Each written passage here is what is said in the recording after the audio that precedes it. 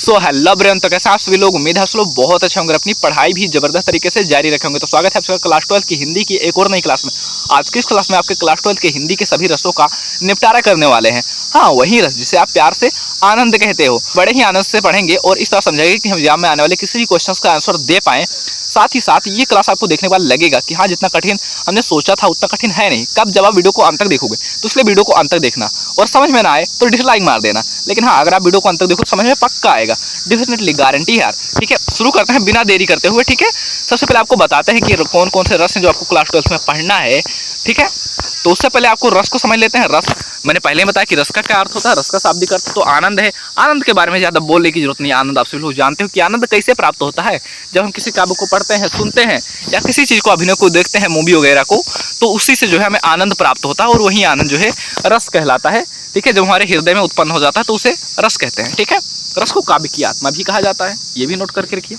ठीक है, उसके बाद में चलिए अब बढ़ते हैं, देखते हैं कौन कौन से रस हैं जो हमें क्लास 12 में पढ़ने हैं। सबसे पहला रस है आपका श्रृंगार रस, वीर रस, फिर करुण रस, हास्य रस और शांत रस। ये 5 रस हैं जो आपको क्लास 12 में पढ़ना है। और एक बात में जो है आपको ये बताने वाला हूँ, इससे आपकी आधी टेंशन तो इसकी ख़त्म ही हो जाएगी। बात क्या है कि ये MCQ में नहीं पूछा जाता। ठीक है, अब इससे हमें क्या फ़ायदा होने वाला भैया कि MCQ में पूछा नहीं जाता। पहली बात, आपको तो 1000 उदाहरण जो है रटने की ज़रूरत नहीं है। दूसरी बात, अच्छा भैया उदाहरण रटने की ज़रूरत नहीं हमारे, लेकिन हाँ लिखना का आएगा तो परिभाषा, ये हम हर एक रस की परिभाषा, अरे भाड़ में जाए परिभाषा, हमें एक ही परिभाषा याद करनी है। ये देखो 2 लाइन की परिभाषा है ना, ये याद कर लोगे, यही उठाकर सारे रसों में छाप देना। कैसे और कैसे काम करेगा ये आपको बताते हैं। ठीक है, जैसे मान लीजिए परिभाषा क्या है कि विभाव, अनुभाव और संचारी भाव के योग से आश्रय में ... नामक अस्थायी भाव के उत्पन्न होने से रस की निष्पत्ति होती है। ठीक है, और यही जो है यही सारे रसों में जो है काम कर जाएगा। ठीक है, इसलिए मैंने इसे खुद लिखा है। ठीक है, और बहुत ही आसान है। इससे आसान उदाहरण आपको नहीं मिलेगा किसी भी बुक में, कहीं भी नहीं मिलेगा, यूट्यूब पर भी नहीं मिलेगा। ठीक है, और एक ही उदाहरण सारे रसों में है, आप लिख सकते हैं। ठीक है, बस करना क्या है आपको, जैसे मान लीजिए आपको यहाँ पर श्रृंगार रस पूछा जाता है तो आप क्या करोगे, श्रृंगार रस का स्थायी भाव जो होता है वो यहाँ पर लिखोगे, यहाँ पर उसका स्थायी भाव, और यहाँ पर जिस रस को लिख रहे हो उसका नाम लिख दो। ठीक है, और आपका रस की परिभाषा बनकर तैयार हो गई। जैसे मुझे श्रृंगार रस की लिखना है तो श्रृंगार रस का स्थायी भाव होता है रति, मैंने यहाँ पर लिखा रति। ठीक है, हमने किसका उदाहरण लिखा था, श्रृंगार का, हमने रस का यहाँ पर नाम भी लिख दिया। ठीक है, और ये बन गई हमारी श्रृंगार रस की परिभाषा। ठीक है, क्या हो गया, विभाव, अनुभाव, संचारी भाव के योग से जब आश्रय में रति नामक स्थायी भाव के उत्पन्न होने से श्रृंगार रस की निष्पत्ति होती है। ठीक है, अब यहीं अगर हमसे पूछ ले जाए कि भैया वीर रस की परिभाषा बता दो, तो हम क्या करेंगे, सबसे पहले यहाँ पर हम लिखेंगे वीर रस का स्थायी भाव क्या होता है, उत्साह। यहाँ पर डालोगे उत्साह, क्या लिखोगे, उत्साह, और यहाँ पर डाल दोगे रस का नाम वीर। बस बन गई परिभाषा। क्या हो गया परिभाषा, विभाव, अनुभाव, संचारी भाव के योग से आश्रय में उत्साह नामक स्थायी भाव के उत्पन्न होने से वीर रस की निष्पत्ति होती है। ठीक, क्लियर है। आप करुण रस कैसे लिखोगे, करुण रस का स्थायी भाव क्या होता है, शोक, यहाँ पर डालोगे शोक, और यहाँ पर रस का नाम लिखोगे करुण, बन गई करुण रस की परिभाषा, है ना। तो है ना मजेदार ट्रिक, एक तीर से 5 निशाने, है ना। अब मुझे यहाँ पर हास रस का लिखना है तो क्या करूँगा, हास रस का स्थायी भाव हास लिखूंगा यहाँ पर, और यहाँ पर नीचे लिखूंगा रस का नाम हास। ठीक है, और ये बन गया हमारा हास रस की परिभाषा कि विभाव, अनुभाव, संचारी भाव के योग से आश्रय में हास नामक स्थायी भाव के उत्पन्न होने से हास रस की निष्पत्ति होती है। अब मुझे एक बात बताओ, क्या आपको किसी भी रस की, इसमें से जितने भी रस हमने बताया आपको क्लास 12 में जितने भी रस पढ़ने हैं, किसी की भी परिभाषा लिख लोगे ना, कोई दिक्कत होगी, दिक्कत नहीं होगी। क्यों, क्योंकि ये 2 लाइन हमको रटना है। रटना कुछ नहीं, समझना है कि जब विभाव, अनुभाव, संचारी भाव का योग होता है, मिलन होता है, तो इससे जो है हृदय में जो अस्थायी भाव उत्पन्न होता है उस रस की निष्पत्ति होती है। जैसे मुझे यहाँ पर हृदय में शोक नामक अस्थायी भाव उत्पन्न होता है तो यहाँ पर क्या हो जाएगा, करुण रस की निष्पत्ति होती है। ठीक है, बस यहाँ पर परिभाषा में क्या करना है, आपको यहाँ पर अस्थायी भाव लिखना है और यहाँ पर रस का नाम लिखना है। ठीक है, ये काम आपको करना है, यहाँ अस्थायी भाव, यहाँ रस का नाम। ठीक है, और परिभाषा आपकी बनकर तैयार हो जाएगी। ठीक है भैया, अब परिभाषा तो लिख लोगे ना, कोई भी रस आए आप परिभाषा लिख लोगे ना। अब दिक्कत क्या है, उदाहरण तो यार इतना आसान बताएंगे जितना आसान आपने कभी सोचा नहीं होगा, और जो है आपने किसी भी बुक में नहीं देखा होगा इतना आसान परिभाषा, इतना उदाहरण, और इतना ढूंढ कर लाए इतना आसान उदाहरण। ठीक है, चलो एक को देख लेते हैं फिर से। ठीक है, श्रृंगार रस, वीर रस, करुण रस, हास रस और शांत रस, सभी रसों को एक बार देख लेते हैं उदाहरण सहित। ठीक है, देखो सबसे पहला रस है श्रृंगार रस। ठीक है, परिभाषा मैंने पहले ही बता दिया है, वही लिखोगे। विभाव अनुभाव संचारी भाव के योग से आश्रय में रति नामक स्थायी भाव के उत्पन्न होने से श्रृंगार रस की निष्पत्ति होती है। ठीक है, परिभाषा एक ही रहेगी, सब में वही छाप दोगे। ठीक है, बस चेंज क्या करना है, बस आपको अस्थाई भाव जो है यही चेंज कर देना है और यहाँ पर रस का नाम। ठीक है, अब जैसे मुझे ये याद है और मुझे यहाँ पर लिखना है बीर रस का, मैंने यहाँ पर इसको काटा, यहाँ पर मैंने लिखा उत्साह, बीर रस का स्थायी भाव उत्साह, और यहाँ पर मैंने लिख दिया बीर, बन गई बीर रस की परिभाषा। क्या हो गया कि विभाव अनुभव संचारी भाव के योग से आश्रय में उत्साह नामक स्थायी भाव के उत्पन्न होने से बीर रस की निष्पत्ति होती है ना, मजे वाली बात। तो आज के बाद आपको तो परिभाषा किसी भी रस के लिखने में कोई दिक्कत नहीं होगी। ठीक है, अब जैसे श्रृंगार रस का मैंने परिभाषा बता दिया कि विभाव अनुभव संचारी भाव के योग से आश्रय में रति नामक स्थायी भाव के उत्पन्न होने से श्रृंगार रस की निष्पत्ति होती है। ठीक है, श्रृंगार रस, अब ये देखो इसके दो भेद होते हैं, यानी ये दो प्रकार का होता है श्रृंगार रस। एक होता है संयोग श्रृंगार और दूसरा होता है वियोग श्रृंगार। ठीक है, एक संयोग श्रृंगार, एक होता है वियोग श्रृंगार। ये क्या होता है, संयोग श्रृंगार जहाँ पर नायक नायिका के मिलन का वर्णन होता है, संयोग का वर्णन होता है, वहाँ पर संयोग श्रृंगार होता है। और जहाँ पर नायक नायिका के बिछुड़ने का जो है अनुभव होता है, वहाँ भाव होता है ना, उनके जो है अलग होने का भाव होता है, वहाँ पर वियोग श्रृंगार होता है। ठीक है, तो वैसे तो आपके एग्जाम में इस तरह नहीं पूछा जाएगा कि संयोग श्रृंगार वियोग श्रृंगार इस तरह करके, डायरेक्ट श्रृंगार रस ही पूछा जाएगा। लेकिन मैंने बाई द वे अगर पूछ ले तो मैंने यहाँ पर दोनों के जो है उदाहरण मैंने लिख दिए हैं। ठीक है, परिभाषा तो आपको पता ही होगा, लिख लेंगे, उदाहरण मैंने दोनों को लिख दिए हैं। ये है संयोग श्रृंगार का, ये है वियोग श्रृंगार का।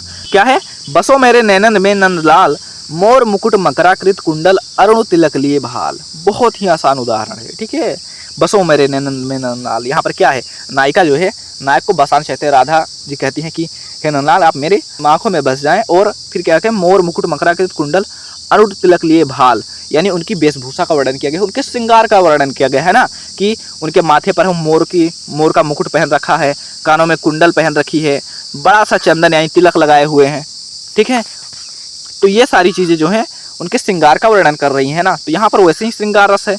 और दूसरी बात, आंखों में बसाने की बात कर रही हैं राधिका जी, तो यहाँ पर संयोग श्रृंगार है ना, संयोग श्रृंगार है, कोई दिक्कत बिल्कुल नहीं। ठीक है, अब ऐसे देखो, ये है वियोग श्रृंगार का उदाहरण। हे खगमृग हे मधुकर श्रेणी, तुम देखी सीता मृगनयनी। यहाँ पर देखो, ये उस टाइम का है जब सीता जी का हरण होता है, तब वहाँ पर जो है राम जी उनको खोजते हुए सभी पक्षियों से पूछते हैं, पेड़ों से पूछते हैं, ठीक है, निर्जीव वस्तुओं से भी पूछते हैं, क्या तुमने सीता को देखा है, रोते हुए पूछते हैं। तो उनके बिछड़ने, वहाँ पर वो बिछुड़ने का भाव है ना, उनसे अलग सीता जी उनसे अलग हो गई हैं, तो उसका भाव हो रहा है, तो यहाँ पर वियोग श्रृंगार होगा। ठीक है, तो आप यहाँ पर वियोग श्रृंगार में ये लिख सकते हो, संयोग श्रृंगार में ये लिख सकते हो। ठीक है, चलिए अगला रस देखते हैं, वीर रस। ठीक है, वीर रस, संयोग श्रृंगार, अच्छा वियोग श्रृंगार। वैसे तो फिल्मी स्टाइल में यार क्या बताएं, फिल्मी स्टाइल में जैसे अगर तुम मिल जाओ जमाना छोड़ देंगे। ठीक है, ये संयोग श्रृंगार का हो सकता है, आए हो मेरी ज़िंदगी में तुम बहार बन के। छोड़ो ये सब लिखना मत। ठीक है, वैसे कुछ लोग यूट्यूब पर बता देते हैं ये सब लिख दो नंबर मिलेगा, पर कुछ जो है टीचर जो होता है मतलब कि काट भी देंगे अगर ऐसा लिखोगे। मैंने उदाहरण लिख दिया, यही लिख देना। ठीक है, वरना आप पूछे वियोग श्रृंगार लिखो तो वहाँ पर लिखे हो कि एक ऐसी लड़की थी जिसे मैं प्यार करता था, ये सब नहीं करना है। ठीक है भैया, जो मैंने लिखा है वही आप छाप के आना। ठीक है, परिभाषा एक ही बता दी है, बस उदाहरण एक एक याद कर लो सभी रस का। वीर रस, परिभाषा वही रहेगी, विभाव और भाव संचारी भाव के योग से आश्रय में उत्साह नामक स्थायी भाव, अस्थायी भाव इसका क्या है, वीर रस का उत्साह, तो उत्साह नामक स्थायी भाव के उत्पन्न होने से वीर रस की निष्पत्ति होती है। जहाँ कहीं भी युद्ध का वर्णन होता है ना, मोटिवेशन जिसे आप कहते हैं, सीने में खून खोलता है ना। जैसे कि अभी जैसे कुछ दिन पहले जो है पहलगाम अटैक हुआ था, तो आपके मतलब क्या मन कर रहा था कि हाँ जैसे अगर हमें छूट मिल जाए, मोदी की जगह हम होते, पूरा पाकिस्तान उड़ा देते, मतलब एक उत्साह उत्पन्न हो जाता है हृदय में ना। तो जब हृदय में उत्साह नामक स्थायी भाव उत्पन्न हो जाता है तो उससे वीर रस की निष्पत्ति होती है। तो परिभाषा तो हो गई ना, अब हमें उदाहरण लिखना है। उदाहरण बहुत ही आसान उदाहरण यहाँ पर हमने रखा है, जो आप सभी ने पढ़ रखा है। क्या है, रण बीच चौकड़ी भर भर कर चेतक बन गया निराला था, राणा प्रताप के घोड़े से पड़ गया हवा का पाला था, जो तनिक हवा से बाग हिली लेकर सवार उड़ जाता था, जो तनिक हवा से बाग हिली लेकर सवार उड़ जाता था, राणा की पुतली फिरी नहीं तब तक चेतक मुड़ जाता था, राणा की पुतली फिरी नहीं तब तक चेतक मुड़ जाता था। हल्दी घाटी, श्यामनारायण पांडे ने लिखा है हल्दी घाटी, और उसी में जो है उन्होंने महाराणा प्रताप जब युद्ध करते हैं तो उसका वर्णन किया गया है उसमें। ठीक है, अगर आप ये ना लिखना चाहो तो दूसरा भी लिख सकते हो, जैसे सत्य कहता हूँ सखे सुकुमार मत जानो मुझे, यमराज से भी युद्ध में प्रस्तुत सदा मानो मुझे। और की तो बात नहीं पर गर्व मैं करता नहीं, मामा तथा निजतात से भी समर में डरता नहीं। ये अभिमन्यु कहते हैं, उनकी पंक्तियां हैं, तो आप इसे भी लिख सकते हो। ठीक है, नहीं सुना है तो यार पीछे 10-15 सेकंड पीछे करके दोबारा लिख लेना। ठीक है, वरना मैं फिर से बोल देता हूँ। सत्य कहता हूँ सखे सुकुमार मत जानो मुझे, यमराज से भी युद्ध में प्रस्तुत सदा मानो मुझे। और की तो बात नहीं पर गर्व मैं करता नहीं, मामा तथा निजतात से भी समर में डरता नहीं। ये भी आप लिख सकते हो, वीर रस का ही उदाहरण है। अच्छा भैया, जो लोग सोच रहे हैं इसका स्पष्टीकरण नहीं लिखे हैं, मैं बता दूं यार, स्पष्टीकरण नहीं पूछा जाता है। ठीक है, स्पष्टीकरण नहीं पूछा जाता है, सिर्फ इसकी परिभाषा और उदाहरण पूछी जाती है। तो परिभाषा मैंने एक ही परिभाषा से मैंने सभी रसों को निपटा दिया। ठीक है, उसके बाद में जो है बस एक एक उदाहरण, दो उदाहरण तैयार कर लो। ठीक है, 2 इसलिए तैयार कर लो ताकि एक मान लीजिए कहीं से आपको याद नहीं रहता है एग्जाम में, तो एक तो याद मतलब आपके दिमाग में रहेगा ही रहेगा, है ना। स्पष्टीकरण नहीं पूछेगा भाई, बल्कि आपको अगर स्पष्टीकरण देखना है तो आप चैनल पर जाओ, बस थोड़ा सा स्क्रॉल करो, आपको थोड़ी ओल्ड वीडियो मिलेगी, वहाँ से जो मैंने बेसिक शुरू किया था वहाँ पर मैंने सब कुछ बताया है। ठीक है, हर एक चीज़ के बारे में, विभाव भाव क्या होता है, संचारी भाव, स्थायी भाव, सभी बताया है मैंने। ठीक है, और हर एक रस को मैंने निपटाया है, कोई भी रस बिना छोड़ते हुए। और यहाँ पर मैंने आपको वही रसों को कवर किया है जो आपके सिलेबस में है। ठीक है, हो गया ना। कौन सा हो गया, वीर रस और ये हो गया ना। अब हमें यहाँ पर लिखना है करुण रस।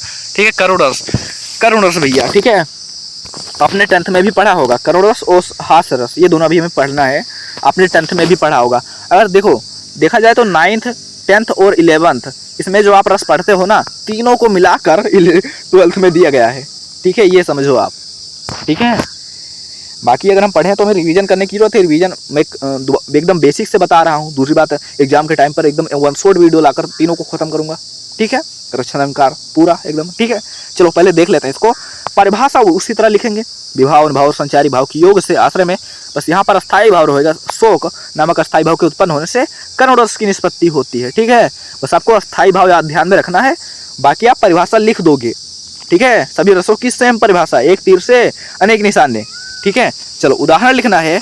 उदाहरण कैसे लिखोगे, यहाँ पर क्या होता है, मतलब कि करुण रस में जब कभी शोक ही होता है, जब कभी कोई दुख पड़ जाता है, संकट आ जाता है किसी पर, है ना, किसी की मृत्यु हो जाती है, तो ऐसे स्थितियों में जो है हृदय में जो है शोक नामक अस्थायी भाव के उत्पन्न होने से करुण रस की निष्पत्ति होती है।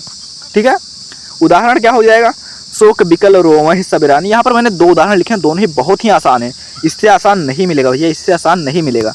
ठीक है, और नहीं तो जो आसान बता रहे हैं जो लोग, मतलब वो फिल्मी वाले ठीक है, तो उनके आधार पर चलना है। तो चलो मैं कुछ नहीं बोलूँगा उस पर। ठीक है, ये बाकी अगर आप देखो तो जो फेयर है, लीगल है, इससे आसान नहीं मिलेगा आपको। ठीक है, क्या हो जाएगा, शोक बिकल रोवहि सब रानी, रूपशील बल तेज बखानी, करहि बिलाप अनेक प्रकारा, परहि भूमि तल बारहि बारा। ठीक है, इसमें भी शोक रस है। अगर देखो पंक्तियों में जो पहला शब्द ही जो शोक से शुरू हो रहा है ना, तो यहाँ पर जो है करुण रस है। ठीक है, शोक रस नहीं करुण रस। ठीक है, मैंने शोक रस शायद भी बोला था। ठीक है, तो यहाँ पर करुण रस है। ये उस समय का जो है, ये काव्य पंक्तियाँ हैं, उसका मतलब उस दृश्य का वर्णन किया है जब राजा दशरथ की मृत्यु हो जाती है। उनकी जो रानियाँ हैं वो सभी रो रही हैं। ठीक है, और विलाप कर रही हैं अब विभिन्न प्रकारों से, और फिर बार बार बेहोश होकर भूमि पर गिर रही हैं एक के बाद एक। ठीक है, तो उस समय का वर्णन किया गया है।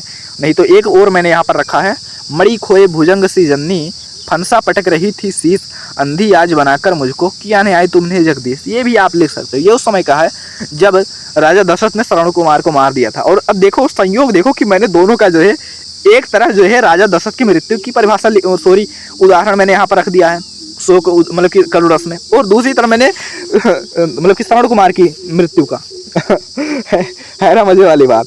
इसे आप याद रखोगे भैया। ठीक है, याद रखोगे कि यहाँ पर 2 परिभाषा, मतलब दोनों याद रखोगे, है ना। मणि खोए भुजंग सी जन्नी, फंसा पटक रही थी शीत, अंधी आज बनाकर मुझको, किया न्याय तुमने जगदीश। जब राजा दशरथ के हाथों से उसकी मृत्यु हो जाती है तो उनकी जो माता जी होती हैं, उनकी माँ होती हैं, वो विलाप करते हुए कहती हैं, ठीक है, कि मुझको मतलब अंधी, मतलब कि जैसे तुमने मुझे मार दिया, मतलब मुझे भी मार देते तो अच्छा होता। ठीक है, तो चलिए अब इतने रस हो गए हमारे। ठीक है, अब अगला कौन सा हमारा, हास रस। हास रस बहुत ही आसान उदाहरण है इसका। ठीक है, हमने यहाँ पर बहुत ही आसान उदाहरण रखा है हमने। परिभाषा तो वही हो जाएगी ना, विभाव अनुभाव और संचारी भाव की योग से आश्रय में, बस यहाँ पर हास हो जाएगा। हास नामक अस्थायी भाव के उत्पन्न होने से हास्य रस की निष्पत्ति होती है। ठीक है, इसको अच्छे से देख लीजिए। हास इस तरह लिखोगे, ये स्थायी भाव है और ये रस का नाम है हास्य। ठीक है, तो ये जो है इसकी हो गई परिभाषा।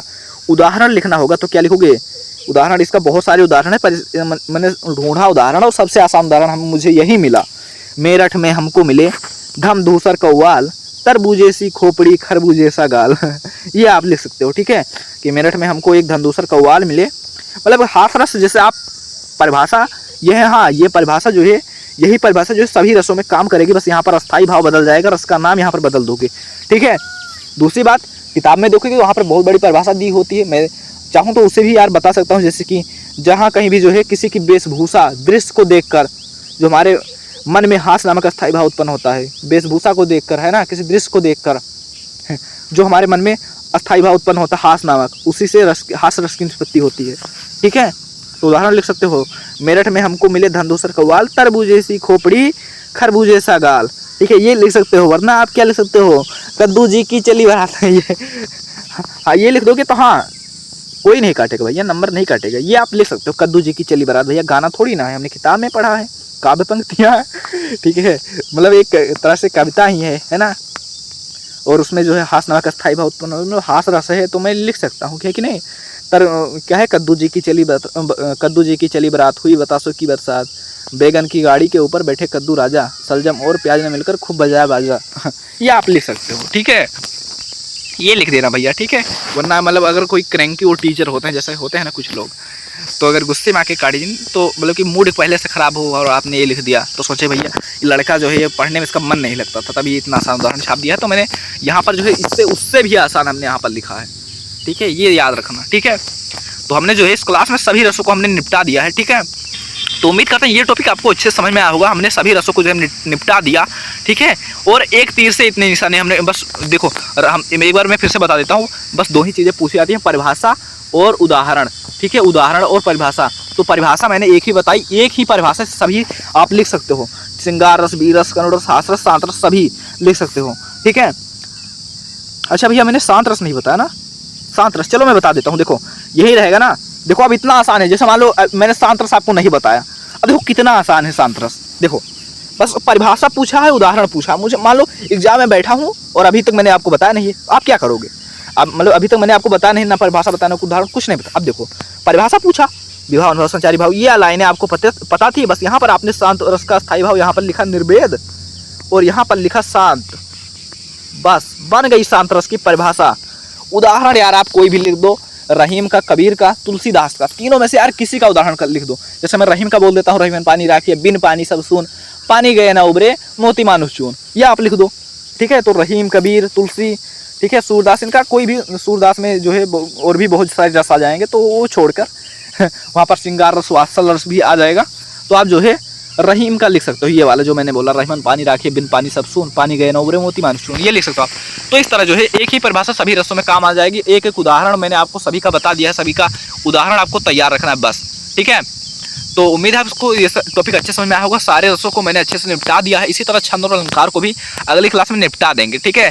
तो ऐसे ही मजेदार वीडियो के लिए यार चैनल को सब्सक्राइब कर लेना, ठीक है। अगर वीडियो यार पसंद आए तो लाइक करना, जैसे मैंने आपको वादा किया था कि आपको आसान लगेगा, आपको लगेगा कि हाँ उतना कठिन था नहीं जितना हमने सोच रखा था, और ऐसा अगर आपको लग रहा है पढ़ने के बाद तो हाँ लाइक कर देना, ठीक है भाई। और नहीं समझ आया तो डिसलाइक मारो, ठीक है, लेकिन चैनल को सब्सक्राइब कर दो, ठीक है, क्योंकि जब आप चैनल को सब्सक्राइब नहीं करोगे वीडियोज कैसे पहुँचेंगे आप तक, क्लासेस कैसे पहुँचेंगे, है ना। तो सब्सक्राइब कर लेना आपको, इससे आपको हम बाद में ही तो मिलेंगे, वरना आज मिल रहे हैं फिर पता नहीं कब मिले, या फिर मिले ही ना कभी, ठीक है। तो इसलिए जो है चैनल को सब्सक्राइब कर लेना, ठीक है। मिलते हैं फिर धमाकेदार वीडियो के साथ। Love you, tata, bye bye, अपना ख्याल रखना।